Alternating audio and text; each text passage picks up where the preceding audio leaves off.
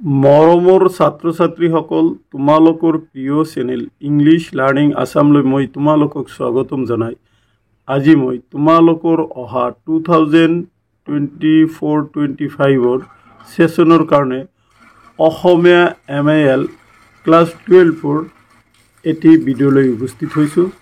মৰমৰ ছাত্ৰ ছাত্ৰীসকল, আজিৰ পৰা মই তোমালোকৰ আগত পৰ্যায়ক্ৰমে HS সেকেন্ড ইয়াৰৰ সকলোখিনি সাবজেক্টৰ ভিডিঅ' আগবঢ়াবলৈ যত্ন কৰিম। গতিকে যিসকল মৰমৰ ছাত্ৰ ছাত্ৰীয়ে যোৱা দুই তিনি বছৰৰ পৰা মোৰ চেনেলৰ সৈতে সংযোগ হৈ আছে, তোমালোকে নিশ্চয় ভিডিঅ'খিনি চাবা। আৰু যিবিলাক মৰমৰ ছাত্ৰ ছাত্ৰী নতুনকৈ সংযোগ হৈছে, তোমালোকে আজিৰ পৰা HS ফাৰ্ষ্ট ইয়াৰ আৰু সেকেন্ড ইয়াৰৰ ভিডিঅ' পাবা। লগতে দশম আৰু নৱম শ্ৰেণীৰো ভিডিঅ' দিবলৈ প্ৰয়াস কৰিম। গতিকে তোমালোকে ভিডিঅ'বিলাক প্ৰথম পৰা শেষলৈ চাবলৈ যত্ন কৰিবা, কিয়নো এই ভিডিঅ'খিনিয়ে তোমালোকক অহা পৰীক্ষাত সহায় কৰিব। মৰমৰ ছাত্ৰ ছাত্ৰীসকল, আজি মই তোমালোকৰ আগত উচ্চতৰ মাধ্যমিক দ্বিতীয় বৰ্ষৰ সাহিত্য সৌৰভ অৰ্থাৎ এছামিছ MILৰ চেপ্টাৰ হস্তি বিজ্ঞানৰ গদ্য ভাগৰ পৰা কোশ্চিন এনচাৰসমূহ আলোচনা কৰিম। এই ভিডিঅ'ত মই তোমালোকৰ আগত 1 মূলাংকৰ 29টা, 2 মূলাংকৰ 17টা, 5 বা 4 মূলাংকৰ 10টা আৰু এটি ব্যাখ্যা আলোচনা কৰিম। সম্পূৰ্ণ চেপ্টাৰটো এটা ভিডিঅ'ত মই কভাৰ কৰিবলৈ চেষ্টা কৰিম, সেই হেতুকে ভিডিঅ'টো দীঘল হ'ব। নিশ্চয় এই ভিডিঅ'টো চোৱাৰ লগে লগে তোমালোকে 100% এই চেপ্টাৰৰ পৰা কোশ্চিনসমূহ পৰীক্ষাত কমন পাবা। আৰু এই কোশ্চিনসমূহ লোৱা হৈছে যোৱা বিগত 11-12 বছৰৰ উচ্চতৰ মাধ্যমিকৰ চূড়ান্ত পৰীক্ষাৰ প্ৰশ্নৰ উত্তৰসমূহৰ পৰা পাঠভিত্তিক প্ৰশ্ন, তাৰপিছত অসমৰ বিভিন্ন জিলাৰ প্ৰি ফাইনেল এক্সামিনেশ্যনৰ প্ৰশ্ন উত্তৰসমূহ আৰু আদৰ্শ প্ৰশ্ন ভাণ্ডাৰ, যিখন কিতাপ আসাম হায়াৰ ছেকেণ্ডেৰী এডুকেশ্যন কাউন্সিলে প্ৰস্তুত কৰিছে তাৰ পৰা। গতিকে বলাচোন মৰমৰ ছাত্ৰ ছাত্ৰীসকল, আজিৰ ভিডিঅ'ৰ মূল বিষয়বস্তুলৈ যাওঁ। অধ্যায় 4 হস্তি বিজ্ঞানৰ পুথি, ডক্টৰ সূৰ্যকুমাৰ ভূঞা। অতি চমু প্ৰশ্নৰ উত্তৰ, 1 মূলাংক পাঠভিত্তিক। 1 নং প্ৰশ্ন, হস্তি বিজ্ঞানৰ পুথি শীৰ্ষক পাঠটি কৰ পৰা সংগ্ৰহ কৰা হৈছে? 2017 বৰ্ষতো প্ৰশ্নটি আহিছিল। উত্তৰ, হস্তি বিজ্ঞানৰ পুথি শীৰ্ষক পাঠটি যোগেন্দ্ৰ নাৰায়ণ ভূঞা সম্পাদিত সূৰ্যকুমাৰ ভূঞাৰ বিবিধ প্ৰবন্ধ নামৰ গ্ৰন্থখনৰ পৰা সংগ্ৰহ কৰা হৈছে। প্ৰশ্ন 2, হস্তি বিজ্ঞানৰ পুথি শীৰ্ষক প্ৰবন্ধটি প্ৰথমে ক'ত প্ৰকাশ পাইছিল?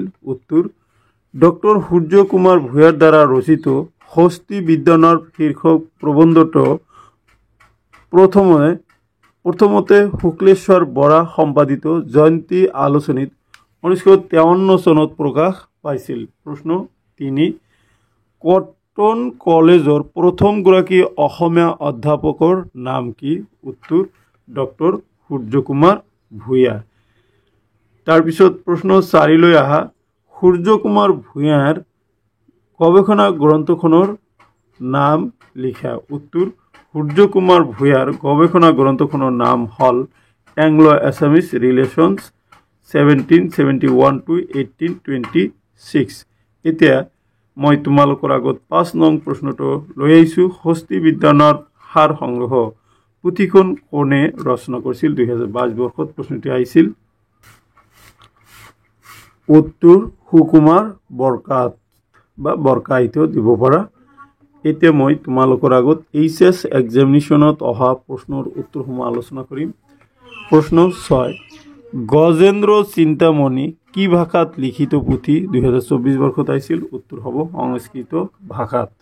প্ৰশ্ন 7, হস্তি বিজ্ঞানৰ পুথিখনৰ ভাষা পদ্য নে গদ্য? উত্তৰ, গদ্য। 2023 বৰ্ষত প্ৰশ্নটি আহিছিল। প্ৰশ্ন নম্বৰ 8, কোন দেশৰ প্ৰাচীন নৃপতিসকলক গজধ্বজ খিতাপেৰে বিভূষিত কৰা হৈছিল? 2020 চনত প্ৰশ্নটি আহিছিল। উত্তৰ হ'ব কামৰূপৰ। এতিয়া 9 নম্বৰ প্ৰশ্নলৈ আহিছোঁ। হস্তি বিদ্যানৰ পুথিত কোনগৰাকী বৰকুঁৱৰীৰ ছবি পোৱা যায় 2019 বৰ্ষত আহিছিল উত্তৰ বৰকুঁৱৰী অম্বিকা দেৱী প্ৰশ্ন 10 কটন কলেজৰ প্ৰথমগৰাকী অসমীয়া অধ্যাপক আৰু অধ্যক্ষগৰাকী কোন আছিল 2018 বৰ্ষত প্ৰশ্নটি আছিল উত্তৰ হ'ব ডক্টৰ সূৰ্যকুমাৰ ভূঞা এতিয়া মই তোমালোকৰ আগত প্ৰি ফাইনেল এক্সামিনেশ্যনত অহা প্ৰশ্নসমূহৰ সমাধান আলোচনা কৰিম প্ৰথমতে মই তোমালোকক লৈ আহিছোঁ মাতংগ লীলা গ্ৰন্থখন কোনে ৰচনা কৰিছিল উত্তৰ নীলকণ্ঠ প্ৰশ্ন 12 কোনগৰাকী ৰজাৰ আদেশ অনুযায়ী হস্তি বিদ্যানৰ হাড় সংগ্ৰহ গ্ৰন্থখন ৰচনা কৰিছিল উত্তৰ স্বৰ্গদেৱ শিৱসিংহ মহাৰাজৰ গজ 10 খিতাপেৰে কাক বিভূষিত কৰা হৈছিল উত্তৰ প্ৰাচীন কামৰূপৰ নৃপতিসকলক এতিয়া 14 নম্বৰ প্ৰশ্নলৈ আহা হস্তি আয়ুৰ্বেদ গ্ৰন্থখনিৰ ৰচক কোন উত্তৰ পালকাপ্য মুনি 15 ফচৌ কি ফচৌ হল আহোম ৰজাই মূৰত পিন্ধা বস্ত্ৰ বিশেষ হল সূৰ্যকুমাৰ ভূঞাৰ কবিতা পুথিখনৰ নাম কি উত্তৰ নিৰ্মালী 17 আহোম স্বৰ্গদেউসকলৰ হিৰো বস্ত্ৰক কি বুলি কোৱা হয় উত্তৰ ফচৌ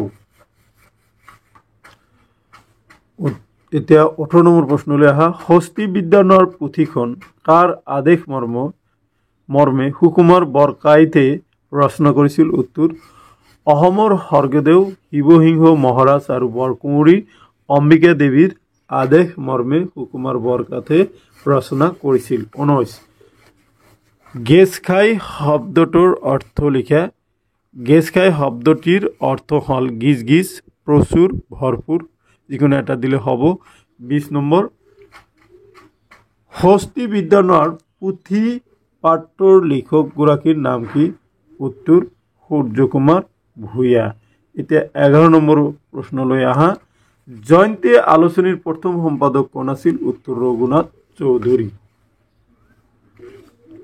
অতিৰিক্ত প্ৰশ্ন 22 কিমান চনত ডক্টৰ সূৰ্যকুমাৰ ভূঞাই পদ্মশ্ৰী সন্মান পায় উত্তৰ 1956 চনত 23 অসম জীয়ৰী গ্ৰন্থখনৰ ৰচক কোন উত্তৰ ডক্টৰ সূৰ্যকুমাৰ ভূঞা 24 ডক্টৰ সূৰ্যকুমাৰ ভূঞাই অসম সাহিত্য সভাৰ কোনখন অধিৱেশনৰ সভাপতি আছিল উত্তৰ শ্বিলং অধিৱেশন 1953 এতিয়া 25 নম্বৰ ডক্টৰ সূৰ্যকুমাৰ ভূঞাই চুটি গল্পৰ পুথিখনৰ নাম কি উত্তৰ পঞ্চমী এতিয়া মই তোমালোকৰ আগত আদৰ্শ প্ৰশ্ন ভাণ্ডাৰ যিখন কিতাপ উচ্চতৰ মাধ্যমিক শিক্ষা সংসদে প্ৰস্তুত কৰিছে তাৰ পৰা প্ৰশ্নসমূহ আলোচনা কৰিম 26 অসম সাহিত্য সভাৰ শ্বিলং অধিৱেশনৰ অৰ্থাৎ 1953 চনৰ সভাপতি কোন আছিল উত্তৰ ডক্টৰ সূৰ্যকুমাৰ ভূঞা 27 সুকুমাৰ বৰকাইতে কাৰ আদেশ মতে হস্তি বিদ্যানৰ পুথিখন ৰচনা কৰিছিল উত্তৰ অসমৰ স্বৰ্গদেউ শিৱসিংহ মহাৰাজ আৰু বৰকুঁৱৰী অম্বিকা দেৱীৰ আদেশ মতে বৃহৎ সংহিতাৰ ৰচক কোন উত্তৰ বৰা মিহিৰ 29 নম্বৰ পালকাপ্য মুনিৰ হস্তি আয়ুৰ্বেদ কি ভাষাত ৰচিত উত্তৰ সংস্কৃত ভাষাত গতিকে মাই ডিয়াৰ ষ্টুডেণ্টছ এইখিনি আছিল কি 29টা অতি চমু প্ৰশ্ন আৰু তাৰ সমাধান এতিয়া মই তোমালোকৰ আগত চমু প্ৰশ্নৰ উত্তৰসমূহ আলোচনা কৰিম অৰ্থাৎ 2 মূল্যাংকৰ প্ৰশ্নসমূহ আলোচনা কৰিম প্ৰথমতে মই পাঠ ভিত্তিক প্ৰশ্নসমূহ লৈছোঁ প্ৰশ্ন 1 হস্তি বিদ্যানৰ হাড় সংগ্ৰহ পুথিখন কোনে কেতিয়া ৰচনা কৰিছিল 2017 বৰ্ষত প্ৰশ্নটি আহিছিল হস্তি বিদ্যানৰ হাড় সংগ্ৰহ পুথিখন সুকুমাৰ বৰকাইতে অষ্টাদশ শতিকাত ৰচনা কৰিছিল প্ৰশ্ন 2 পূৰ্ণি অসমীয়া সচিত্ৰ পুথি দুখনৰ নাম লিখা 2018 বৰ্ষত আহিছিল উত্তৰ শংখচূড় বধ আৰু ধৰ্ম পুৰাণ এতিয়া 3 নম্বৰ প্ৰশ্নলৈ আহা হস্তি বিদ্যানৰ পুথিৰ চিত্ৰবোৰ কোনে অংকন কৰিছিল উত্তৰ দিলৱাৰ আৰু দোহাই এতিয়া 4 নম্বৰ প্ৰশ্নলৈ আহা হস্তিবিদ্যানৰ পুথিত কোন কেইজন লোকৰ চিত্ৰ অংকিত হৈছে? উত্তৰ, হস্তিবিদ্যানৰ পুথিত গ্ৰন্থকাৰ দুজনা চিত্ৰকৰ স্বৰ্গদেউ শিৱসিংহ আৰু বৰকৌৰী, অম্বিকা দেৱী আৰু তেওঁলোকৰ সন্তান উগ্ৰ সিংহ কোঁৱৰৰ ছবি পোৱা যায়। 5 নম্বৰ, হস্তি গ্ৰন্থ বুলিলে কি বুজা? হস্তি গ্ৰন্থ মানে হ'ল হাতী বিষয়ক পুথি। অসমীয়া ভাষাত লিখা তেনে এখন গ্ৰন্থ হ'ল হস্তি বিদ্যানৰ। এইখিনি আছিলে পাঠভিত্তিক 5টা প্ৰশ্ন আৰু তাৰ সমাধান। এতিয়া মই তোমালোকৰ আগত পৰীক্ষাত অহা প্ৰশ্নসমূহ আলোচনা কৰিম। 6 নং প্ৰশ্ন, অসমীয়া হাতে লিখা দুখন সচিত্ৰ পুথিৰ নাম লিখা 2024 বৰ্ষত আহিছিল। অলৰেডি এইটো আলোচনা কৰা হৈছে। শংখচূড় বধ, হস্তি বিদ্যানৰ, গীত গোবিন্দ। প্ৰশ্ন 7, হস্তি বিদ্যানৰ পুথিখনৰ বিচিত্ৰ চিত্ৰকলাৰ বিষয়ে প্ৰশংসা কৰি যোৱা দুগৰাকী খ্যাতনামা পুৰুষৰ নাম লিখা 2023 বৰ্ষত আহিছিল। উত্তৰ, জাতিৰ পিতা মহাত্মা গান্ধী, ভাৰতৰ প্ৰথম প্ৰধানমন্ত্ৰী পণ্ডিত জৱাহৰলাল নেহৰু, ডক্টৰ ৰাজেন্দ্ৰ প্ৰসাদ। প্ৰশ্ন 8, হস্তি বিদ্যানৰ পুথি শীৰ্ষক প্ৰবন্ধটো কোন চনত কোনখন আলোচনীত প্ৰকাশ পাইছিল? 2022 বৰ্ষত আহিছিল। উত্তৰ, ডক্টৰ সূৰ্য কুমাৰ ভূঞাৰ দ্বাৰা ৰচিত হস্তি বিদ্যানৰ পুথি শীৰ্ষক প্ৰবন্ধটো প্ৰথমতে প্ৰকাশ পাইছিল শুক্লেশ্বৰৰ পৰা সম্পাদিত জয়ন্তী আলোচনীত 1953 চনত। প্ৰশ্ন 9, বৃহৎ সংহিতা আৰু যশস্তিলক গ্ৰন্থ দুখনৰ ৰচক কোন? 2019 বৰ্ষত আহিছিল। বৃহৎ সংহিতা হ'ল ব্ৰাহ্মীহিত আৰু যশস্তিলক হ'ল সোমদেৱ। এইখিনি আছিলে কি বিগত পৰীক্ষাত অহা প্ৰশ্নসমূহৰ সমাধান। এতিয়া মই তোমালোকৰ আগত প্ৰি ফাইনেল পৰীক্ষাত অহা প্ৰশ্নৰ উত্তৰসমূহ আলোচনা কৰিম। প্ৰশ্ন 10, হস্তি বিদ্যানৰ পুথি পাঠত উল্লেখিত দুখন সংস্কৃত হাতী বিষয়ক পুথিৰ নাম লিখা। উত্তৰ, পালকাব্যমণি, হস্তি, আয়ুৰ্বেদ, নীলকণ্ঠ, মাতং লীলা। প্ৰশ্ন 11, ফচৌ আৰু ইজাৰ কি? ফচৌ হ'ল আহোম ৰজাই মূৰত পিন্ধা বস্ত্ৰ বিশেষ, আনহাতে ইজাৰ হ'ল চুৰিয়া বা ঠেঙ্গাৰ তলত পিন্ধা পায়জামা। প্ৰশ্ন 12, মোগলী প্ৰথাৰ দুবিধ সাজপাৰৰ নাম লিখা। জামা, কাক, ইজাৰ। প্ৰশ্ন 13, কোন দুজন যুটীয়া সম্পাদকৰ প্ৰচেষ্টাত জয়ন্তী আলোচনীৰ দ্বিতীয় সংস্কৰণ প্ৰকাশ পাইছিল? উত্তৰ, কমল নাৰায়ণ দেৱ আৰু চক্ৰেশ্বৰ ভট্টাচাৰ্য। এতিয়া মই তোমালোকৰ আগত আদৰ্শ প্ৰশ্ন ভাণ্ডাৰত থকা প্ৰশ্নসমূহ আলোচনা কৰিম। 1 নম্বৰ, ডক্টৰ সূৰ্য কুমাৰ ভূঞাৰ মতে অসমৰ কোন কেইটা জনগোষ্ঠীৰ মানুহে হাতীৰ বিষয়ে ভাল জ্ঞান আছে? উত্তৰ, খামতি, চিংফৌ, নৰা, ফাকিয়াল আৰু মৰাণ। প্ৰশ্ন 2 লৈ আহা। 2 নং প্ৰশ্নত কোৱা হৈছে হস্তি পুথিৰ লগত মানতৰা ৰজা কিদৰে জড়িত? মানতৰা ৰজাৰ হাতী মাৰিবলৈ ধৰাৰ ৰজাৰ বৰ চিন্তা লাগিল। এদিন পণ্ডিতে কাকত চাই বিধি দিয়াত হাতী মৰিবলৈ এৰিলে। যি ৰজাৰ হাতত এই কাকত থাকে সেইমতে কাম কৰি দেউতাক মাননি দিলে হাতী নমৰে। প্ৰশ্ন 3, হস্তি বিদ্যানৰ পুথিৰ গদ্যৰ দুটা বৈশিষ্ট্য লিখা। হস্তি বিদ্যানৰ পুথিৰ গদ্যৰ দুটা বৈশিষ্ট্য হ'ল নম্বৰ ক, হস্তি বিদ্যানৰ পুথিৰ প্ৰহস্তি অংশৰ ভাষা সংস্কৃত গণ্ডিৰ। খ, বিবিধ হাতীৰ দোষ গুণৰ বৰ্ণনা সূত্ৰে ছবি দিয়া হৈছে। এতিয়া 4 নম্বৰ প্ৰশ্ন, অৰ্থ লিখা। ছন্দ, ৰাতুল, বুলন, বহুনা। ছন্দ মানে সৌন্দৰ্য বা লালিত্য, ৰাতুল মানে ৰক্ত বা ৰঙা, বুলন মানে খোজ, বহুনা মানে হাতী ডিঙিত মাউত বহা ঠাই।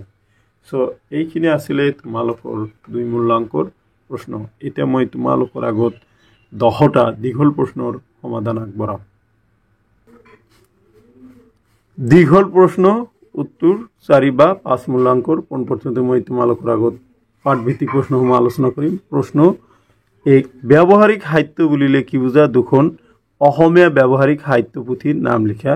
উত্তৰ, মানুহৰ ব্যৱহাৰিক জীৱনৰ লগত জড়িত অন্ন, বস্ত্ৰ, বাসস্থান অথবা জীৱ জন্তুৰ গুণাগুণ, স্বাস্থ্য আদিক বিষয় হিচাপে লৈ ৰচিত ব্যৱহাৰিক জ্ঞানৰ পুথিবোৰক ব্যৱহাৰিক সাহিত্য বুলি চিহ্নিত কৰিব পৰা যায়। ব্যৱহাৰিক সাহিত্য কবিতা, চুটিগল্প, উপন্যাস আদিৰ দৰে বিশুদ্ধ সাহিত্য নহয়।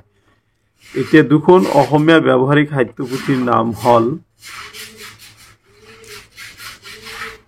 1, হস্তি বিদ্যানৰ সাৰ সংগ্ৰহ, 2, গোঢ়া নিদান, 3, চাংৰুং ফুকনৰ বুৰঞ্জী।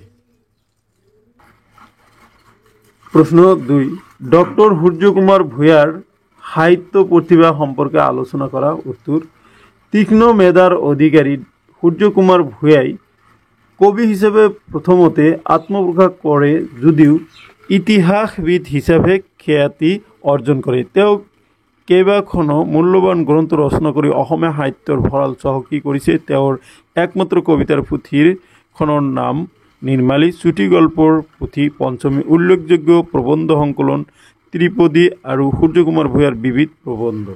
তেওঁৰ আন উল্লেখযোগ্য গ্ৰন্থ হ'ল জীৱনীমূলক গ্ৰন্থ গোপাল কৃষ্ণ গোখলে, আনন্দৰাম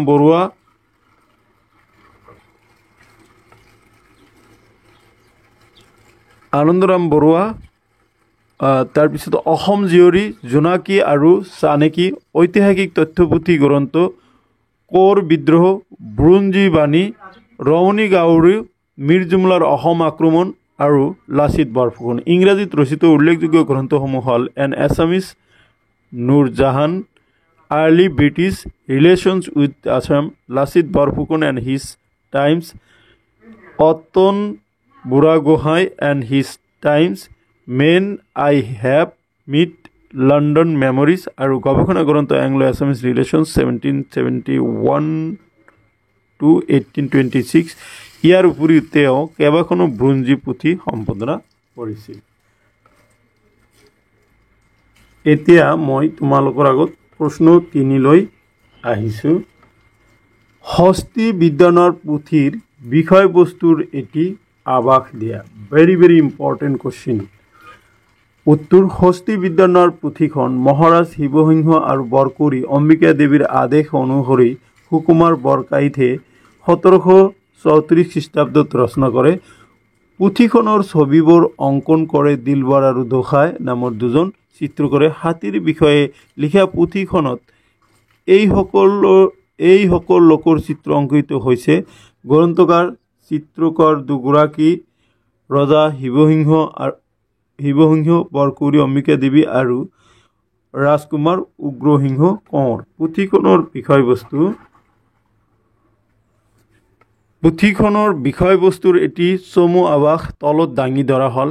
বিবিধ হাতীৰ লক্ষণ, হাতীশাল নিৰ্মাণৰ নিয়ম, হাতী বন্ধা খুঁটিৰ মান আৰু কাঠৰ নিবন্ধ, হাতী দাঁতৰ মূল্য, যাত্ৰাকালত আৰু উভতি অহাৰ পিছত হাতীৰ শুভ কাম, হস্তীৰ কৰ্ম, যুদ্ধ হাতীৰ কথা, ঐৰাৱত হাতীৰ কথা, নিন্দিত হাতীৰ কথা, ৰজাৰ গড়ৰ বাজত থাকিবলগীয়া হাতী, অন্য ৰজাৰ লগত অপ্ৰীতিবৰ্ধক হাতী, বেয়া হাতীৰ লক্ষণ, স্বৰ্গদেউৰ ঘাই হাতী শিকোৱাৰ লক্ষণ আদি।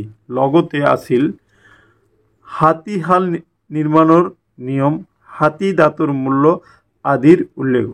হস্তি বিদ্যানৰ পুথিখন অসমীয়া জাতিৰ অমূল্য সম্পদ। প্ৰশ্ন 4, মংগলজনক হাতীৰ লক্ষণ সম্পৰ্কে হস্তি বিদ্যানৰ পুথিত থকা বিৱৰণটি নিজৰ ভাষাত লিখা। উত্তৰ, হস্তি বিদ্যানৰ পুথিত মংগলজনক হাতীৰ বৰ্ণনা কৰা হৈছে এইদৰে। শ্যাম বৰ্ণ, সুন্দৰ শৰীৰ, স্থূল, 2 দন্ত দীৰ্ঘ, সমান ৰংগ কৰা, আগলৈ চাপি যোৱা, কাল শিলি বৰ্ণ, অগ্ৰজংঘা, নখ অল্পকলীয়া, বলৱন্ত আগ যদি পায় ৰজাৰ বহুত ধন লাভ হয়। আগ উত্তম আহাৰ দিয়ে বক কৰিব পাৰি।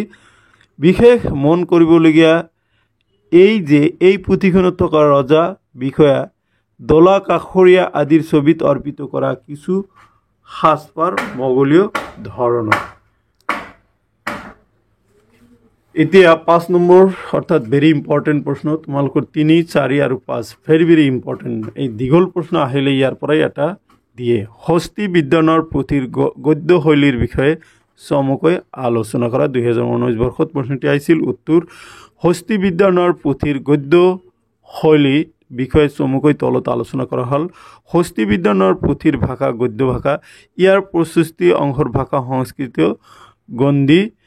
উদাহৰণস্বৰূপে ইন্দ্ৰ বংশ সৰোবৰৰ পদ্মপুষ্পৰ তুল্য যি মহাৰাজা আৰু গম্ভীৰ বীৰ ধাৰ্মিকসকলৰ মধ্যত শ্ৰেষ্ঠতৰ সৌমাৰ পৃথৰ ঈশ্বৰ শ্ৰীযুক্ত শ্ৰীমন্ত শিৱসিংহ যি মহাৰাজা ইয়াত সংস্কৃতীয়া ঠাঁচ আছে। বৰ্ণনাৰ মাজেদি সৰল অসমীয়া ভাষাৰ চানেকি পোৱা যায়। উদাহৰণস্বৰূপে পাতালৰ যাতে যি হাতী আহিছে তাৰ মুখ ৰূপ দেখি গা ৰাতুল চন্দনৰ বৰ্ণনা হেন দেখি নেচ মাটি লুটি খাই মূৰ জোকাৰি থাকে পানী পৰুৱাৰ বুলন যেন বুলন খৰ আৰু টিপৰ কথা বহুত বহুনা বহিব কলা ফুলেৰে চেপি দাবি ধৰি অপল কৰি আঙ্গুলি কাণত লগাব আকুহি থিয় কৰি যাব পাছ মাউতে দাবি মাৰিব তেৱে মূৰ দাঙি যাব। এনেদৰে হস্তি বিদ্যানৰ পুথিত গদ্যশৈলীৰ সুন্দৰ নিদৰ্শন বিৰাজমান। এতিয়া মই তোমালোকৰ আগত যোৱা কেইবাবছৰ অহা প্ৰশ্নসমূহৰ সমাধান আগবঢ়াম। প্ৰশ্ন 6, অসম হাতী প্ৰধান দেশ। হস্তি বিদ্যানৰ পুথি শীৰ্ষক প্ৰবন্ধটোৰ লিখকে কি প্ৰসংগত এই কথাষাৰ অৱতাৰণা কৰিছিল বুজাই লিখা। 2017 বৰ্ষত প্ৰশ্নটি আহিছিল।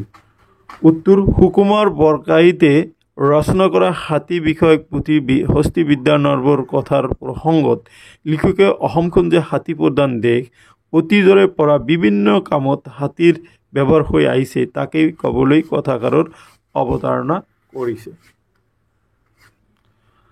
প্ৰাচীন কালত প্ৰথম অসম আছিল হাতী প্ৰধান দেশ। ইয়াৰ অৰণ্য জংঘল পাহাৰত প্ৰচুৰ হাতী আছিল। বনৰীয়া হাতী ধৰি বিভিন্ন উপায়েৰে তাক বশ কৰা হৈছিল আৰু এনে হাতী ঘৰচীয়া হৈ পৰিছিল। সেই সময়ত সম্ভ্ৰান্ত শ্ৰেণীৰ লোকৰ ঘৰত হাতী থকাটো নিয়ম আছিল। সভা সমাৰোহ, বিয়া বাৰু, যাতায়াত, গধুৰ সামগ্ৰী পৰিবহণ আৰু যুদ্ধ বিগ্ৰহত হাতী ব্যৱহাৰ হৈছিল। হাতীক শিকোৱা, হাতীৰ চক ভঙা, হাতীৰে কাঠ আদি টনা কাম কৰা আৰু হাতীৰ ব্যাধিৰ প্ৰতিকাৰ এইবোৰৰ বিষয়ে অসমত উপযুক্ত শিক্ষা থকা ডাঙৰ সৰু হাতী পুথি অপৰ্যাপ্ত পৰিচালিত আছিল। মৰমৰ ছাত্ৰ ছাত্ৰীসকল, এতিয়া মই তোমালোকৰ আগত প্ৰি ফাইনেল পৰীক্ষাত অহা প্ৰশ্নসমূহ আলোচনা কৰিম। প্ৰশ্ন 7, হস্তি বিদ্যানৰ পুথিখনি অসমীয়া জাতিৰ এটি অমূল্য সম্পদ কথাষাৰ আলোচনা কৰা। উত্তৰ: হস্তি বিদ্যানৰ পুথিখনি অসমীয়া জাতিৰ এটি অমূল্য সম্পত্তি। মহাপুৰুষ মহাত্মা গান্ধী, পণ্ডিত জৱাহৰলাল নেহৰু, ডক্টৰ ৰাজেন্দ্ৰ প্ৰসাদ এই সকলোকে আদি কৰি অনেক খ্যাতনামা পুৰুষে এই পুথিখনি আদ্যপান্ত চাই তাৰ বিভিন্ন চিত্ৰকলাৰ বিষয়ে প্ৰশংসা কৰি গৈছে। সকলো ছবিৰে সৈতে এই পুথিখনি প্ৰকাশ কৰিবলৈ হ'লে বৰ্তমানে 2 লাখ মান টকা খৰচ পৰিব। সময়ত এই পুথিখনি প্ৰকাশিত হ'লে বৰ্তমানে অসমীয়া জাতিৰ কৃষ্টি বৈভৱ চিনি নোপোৱা সকলেও তাক ভালকৈ চিনি পাবৰ সুবিধা হ'ব। অসমীয়া গছ শাস্ত্ৰ বিশাৰদ সুকুমাৰ বৰকাইতে যাৱতীয় সংস্কৃত গ্ৰন্থ কিছুমানৰ বাহিৰেও অসমত পৰিচালিত সকলো পুথি আৰু দাঁতি কাষৰীয়া জাতিৰ মাজত পৰিচালিত হাতীৰ ব্যাধিৰ নানান প্ৰতিকাৰৰ কথাও পুথিত সন্নিৱিষ্ট কৰিছে। দেশ বিদেশৰ সকলো হস্তি বিজ্ঞানৰ একত্ৰীকৰণ হিচাপে হস্তি বিদ্যানৰ পুথিখনিৰ মূল্য অতি অধিক। হস্তি বিদ্যানৰ পুথিত থকা ছবিবোৰৰ বৈশিষ্ট্য আছে। বিবিধ হাতীৰ দোষ গুণৰ বৰ্ণনাৰ সূত্ৰে লগতে ছবি দিয়া হৈছে। উপৰোক্ত বৰ্ণনাৰ পৰা ক'ব পাৰি যে হস্তি বিদ্যানৰ পুথিখনি অসমীয়া জাতিৰ এটি অমূল্য সম্পত্তি। এতিয়া মই তোমালোকৰ আগত মডেল প্ৰশ্ন ভাণ্ডাৰৰ পৰা কিছুমান অৰ্থাৎ আদৰ্শ প্ৰশ্ন ভাণ্ডাৰৰ পৰা কিছুমান প্ৰশ্ন আলোচনা কৰিম। প্ৰশ্ন ৮, হস্তি বিদ্যানৰ পুথিত থকা ছবিবোৰৰ বৈশিষ্ট্য সম্পৰ্কে আলোচনা কৰা। উত্তৰ, হস্তি বিদ্যানৰ পুথিত থকা ছবিবোৰৰ বৈশিষ্ট্য আছে। বিবিধ হাতীৰ দোষ গুণৰ বৰ্ণনাৰ সূত্ৰে লগতে ছবি দিয়া হৈছে। ৰজা কোন হাতীত উঠিলে ভাল, কোন হাতীত উঠিলে বেয়া, কোন হাতী থাকিলে ৰজাৰ কুশল আৰু সমৃদ্ধি বাঢ়ে, সেইবোৰ বৰ্ণনা কৰোঁতে চিত্ৰকাৰে পৃষ্ঠপোষক ৰজা শিৱসিংহ মহাৰাজ আৰু বৰকুঁৱৰী অম্বিকা দেৱী আৰু তেওঁলোকৰ চোৰাৰ বিষয়াসকলৰ প্ৰতিমা দিয়াৰ সুবিধা লৈছে আৰু তেনে সুবিধা অনেকবাৰ লোৱা হৈছে। সেই দেখি শিৱসিংহ ৰজাৰ ৰাজচোৰাৰ বিভিন্ন অৱস্থাৰ ছবি এই পুথিত পোৱা যায়। আঠ দেশৰ যশস্যা ৰূপ চন্দ্ৰতাপে আচ্ছাদন কৰিছে, এই বুলি কৈ ভাৰতৰ ৮জন ৰজাৰ ছবি দিয়া হৈছে, কিন্তু কোনজন কোন দেশৰ ৰজা সেইটো উল্লেখ নকৰাত বৰ্তমান যুগত সেই ৰজাসকলক চিনাক্ত কৰাত আহুকাল জন্মিছে। স্বৰ্গদেউ সমৃদ্ধ আৰু সৌভাগ্য দেখুৱাবলৈ স্বৰ্গদেউক নানা উপহাৰ বস্তু দিয়াৰ ছবি পুথিত অংকিত কৰা হৈছে। এতিয়া নেক্সট পেৰাগ্ৰাফ লৈ আহা। বিশেষ মন কৰিবলগীয়া এই যে এই পুথিত থকা ৰজা বিষয়া দলা কাষৰীয়া আদিৰ ছবিত অৰ্পিত কৰা কিছু সাজপাৰ মোগলী ধৰণৰ। আগৰ দিনত স্বৰ্গদেউসকলৰ শিৰবস্ত্ৰ আছিল ফচ। শংকৰচূড় বধত মহাৰাজ গদাধৰ সিংহৰ ছবিত এই ফচকে ব্যৱহাৰ কৰা হৈছে। প্ৰশ্ন ৯, আহোম ৰজাসকলে হাতীক কি কি কামত ব্যৱহাৰ কৰিছিল? উত্তৰ, অসম হাতী প্ৰধান দেশ। ইয়াৰ পৰ্বতে বন্দৰে হাতী গেজ খাই আছিল আৰু এতিয়াও কিছু পৰিমাণে আছে। প্ৰতি সম্ভ্ৰান্ত মানুহৰ ঘৰত হাতী থকাৰ নিয়ম আছিল। বিয়া বাৰু আৰু সমাৰোহ যাত্ৰাত হাতীৰ প্ৰচলন আছিল। দীঘলীয়া বাট যাবলৈ হ'লে হাতীৰ নিতান্ত প্ৰয়োজন আছিল। যুদ্ধৰ ক্ষেত্ৰতো হাতী সৈন্য বাহিনীৰ এটি লাগতিয়াল অংগ বুলি পৰিচিত আছিল। নতুন হাতীক শিকোৱা, হাতীৰ চক ভঙা, হাতীৰে কাঠ টনা কাম আদিত কামত হাতী ব্যৱহৃত হৈছিল। ৰজাৰ কোঁৱৰ আৰু ডাঙৰীয়া ফুকনসকলৰ ল'ৰাও হাতী চলোৱা কামত পৰিণত আছিল। অসমত হাতীৰ প্ৰাচুৰ্যৰ কাৰণেই হয়তো কামৰূপৰ প্ৰাচীন নৃপতিসকলে হাতীকে অসমত ধ্বজা ৰূপে ব্যৱহাৰ কৰিছিল আৰু সেই নৃপতিসকলক গজধ্বজ খিতাপেৰে বিভূষিত কৰা হৈছিল। ৰঘুবংশৰ মতে ইন্দ্ৰমতীৰ স্বয়ম্বৰত ৰাজকুমাৰ অজাই বিবাহৰ মণ্ডলত কামৰূপেশ্বৰৰ হাতত ধৰি হাতীৰ পৰা অৱতৰণ কৰিছিল। প্ৰাচীন তামৰ ফলিবিলাকত আৰু ব্ৰঞ্জী পুথিবোৰত অসমত হাতীৰ প্ৰচলনৰ বহু উল্লেখ আৰু বিৱৰণ পোৱা যায়। এতিয়া মই তোমালোকৰ আগত লাষ্ট দীঘল প্ৰশ্নটি লৈ আহিছোঁ। প্ৰশ্ন ১০, হস্তি বিদ্যানৰ পুথি ৰচনাৰ কাৰণে লিখকে কৰ পৰা কিদৰে সমল সংগ্ৰহ কৰিছিল? অসমীয়া হাতে লিখা সচিত্ৰ পুথিবোৰৰ ভিতৰত হস্তি বিদ্যানৰ পুথিখনেই শ্ৰেষ্ঠ আছিল। হস্তি বিদ্যানৰ পুথিখন মহাৰাজ শিৱসিংহ আৰু বৰকুঁৱৰী অম্বিকা দেৱীৰ আদেশ অনুসৰি সুকুমাৰ বৰকাথে 1734 খ্ৰীষ্টাব্দত ৰচনা কৰে। দিলবৰ আৰু দোসাই নামৰ দুজন চিত্ৰকৰ দুজনে পুথিখনৰ ছবিবোৰ অংকন কৰে। হাতীৰ বিষয়ে লিখা পুথিখনৰ এই সকল লোকৰ চিত্ৰ অংকিত হৈছে। গ্ৰন্থকাৰ চিত্ৰকাৰ দুগৰাকী ৰজা শিৱসিংহ, বৰকুৰি অম্বিকা দেৱী আৰু ৰাজকুমাৰ উগ্ৰসিংহ। হাতীৰ বিষয়ে অসমৰ খামতি, চিংফৌ, নৰা, ফাকিয়াল, মৰাণ আদি জনজাতি মানুহে ভালকৈ জানিছিল। সেইসমূহ মানুহৰ পৰা পুথিখনৰ বহু সমল সংগ্ৰহ কৰিছিল। হস্তি বিদ্যানৰ পুথিত বিভিন্ন প্ৰকাৰ আৰু চৰিত্ৰৰ হাতীৰ বিৱৰণ আগবঢ়োৱা হৈছিল। লগতে আছিল হাতীশাল নিৰ্মাণৰ নিয়ম, হাতী দাঁতৰ মূল্য আদিৰ উল্লেখ আছে। প্ৰাচীন অসমৰ চিত্ৰকলা আৰু ব্যৱহাৰিক সাহিত্যৰ সাক্ষৰে এই লোকৰ পুথিখনৰ বৰংগনিৰ বিষয়ে জ্ঞাত হওক। চ' মাই ডিয়াৰ ষ্টুডেণ্টছ, এইখিনি আছিলে 10টা দীঘল প্ৰশ্ন আৰু তাৰ সমাধান। এতিয়া মই তোমালোকক ভিডিঅ'টিৰ প্ৰথমতে কোৱাৰ দৰে এটা ব্যাখ্যা আলোচনা কৰিম, যিটো যদি এই চেপ্টাৰৰ পৰা ব্যাখ্যা আহে সেইটোৱে ইম্পৰ্টেণ্ট। মৰমৰ ছাত্ৰ ছাত্ৰীসকল, এতিয়া মই তোমালোকৰ আগত প্ৰসংগ সংগতি দৰ্শাই ব্যাখ্যা কেনেকৈ কৰিব লাগে সেইটো আলোচনা কৰিম। তোমালোকে পোনপ্ৰথমতে যিটো কবিতা ফাঁকি বা কথা ফাঁকি বা প্ৰবন্ধ দিয়া থাকিব, সেইটো কৰ পৰা বা কোন চেপ্টাৰৰ পৰা তুলি দিয়া হৈছে আৰু সেই চেপ্টাৰৰ লিখকৰ বা কবিৰ নাম লিখিলে সেইখিনি কোৱা হ'ব প্ৰসংগ। আৰু সংগতি হ'ল সেই কথা ফাঁকি বা কবিতা ফাঁকি কি বুজাব খুজিছে সেইখিনি লিখিলে হ'ব কি ব্যাখ্যা, প্ৰসংগ, সেইখিনি হ'ব সংগতি। গতিকে প্ৰসংগ হ'ল, সংগতি হ'ল, ব্যাখ্যা হ'ল এই কথা ফাঁকিৰ ওপৰত অলপ দীঘলকৈ এটা প্ৰায় লিখিব লাগিব, এইখিনি হ'ল ব্যাখ্যা। প্ৰসংগ, সংগতি, ব্যাখ্যা 4 নম্বৰৰ হৈ গ'ল। লগতে তোমালোকৰ এটা বনাজ দিবা কি নিজৰ সেই কথা ফাঁকি বা প্ৰবন্ধ ফাঁকিৰ দ্বাৰা বা কবিতা ফাঁকিৰ দ্বাৰা তোমাৰ নিজৰ ভাষাটো কি সেইটো লাষ্টত এটা পেৰাগ্ৰাফ কৰি দিবা। চ' এইখিনি হ'ল প্ৰসংগ, সংগতি, দৰ্শাই ব্যাখ্যা। অলৰেডি মই আগৰ ব্যাখ্যাবিলাকত কৈছোঁৱেই আৰু ইয়াৰ পিছত মই নকওঁ, তোমালোকে এইখিনি চাবা।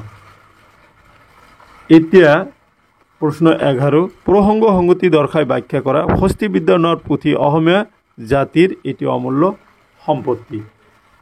উত্তৰ, উক্ত কবিতা ফাঁকি আমাৰ দ্বাদশ শ্ৰেণীৰ অসমীয়া পাঠ্যপুথি সাহিত্য সৌৰভৰ অন্তৰ্গত ডক্টৰ সূৰ্য কুমাৰ ভূঞা দেৱৰ দ্বাৰা ৰচিত হস্তি বিদ্যানৰ পুথিৰ পাঠটিৰ পৰা তুলি দিয়া হৈছে। এতিয়া সংগতিলৈ আহা। অসমীয়া জাতিৰ এক মহামূল্যৱান সম্পত্তি হিচাপে হস্তি বিদ্যানৰ পুথিখন প্ৰতিষ্ঠিত কৰাৰ মানুহৰে লিখকজনে উক্ত কথা ফাঁকিৰ অৱতাৰণা কৰিছে। লিখকৰ মতে হস্তি বিদ্যানৰ পুথিখনি অসমীয়া জাতিৰ এটি অমূল্য সম্পদ।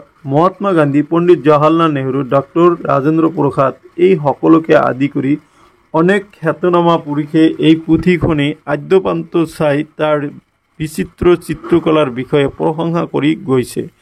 সকলো ছবিৰ সৈতে এই পুথিখনি প্ৰকাশ কৰিবলৈ হ'লে 2 লাখ মান টকা খৰচ পৰিব। সময়ত এই পুথিখন প্ৰকাশিত হ'লে বৰ্তমানে অসমীয়া জাতিৰ কৃষ্টি বৈভৱ চিনি নোপোৱা সকলেও তাক ভালদৰে চিনি পাবৰ সুবিধা হ'ব। উক্ত কথা ফাঁকিৰ দ্বাৰা লিখকে হস্তি বিদ্যানৰ পুথিখনিৰ মাহাত্ম্যৰ কথা উল্লেখ কৰিছে। চ' মাই ডিয়াৰ ষ্টুডেণ্টছ, এইখিনি আছিলে আজিৰ এই ভিডিঅ'ৰ বিষয়বস্তু। এইখিনিতে তোমালোকক এটা ভাল খবৰ দিব খুজিছোঁ যে তোমালোকৰ প্ৰিয় চেনেল ইংলিছ লাৰ্ণিং আছামে 40K ছাবস্ক্ৰিপশ্যন পাইছে। গতিকে তোমালোকৰ অশেষ চেষ্টা বা ছাপোৰ্টৰ কাৰণে তোমালোকক ধন্যবাদ জনাইছোঁ। আশা কৰিছোঁ আগলৈও তোমালোকে আগতে কৰি অহাৰ দৰে মোক ছাপোৰ্ট কৰি যাবা। থেংক ইউ ফৰ ৱাচিং।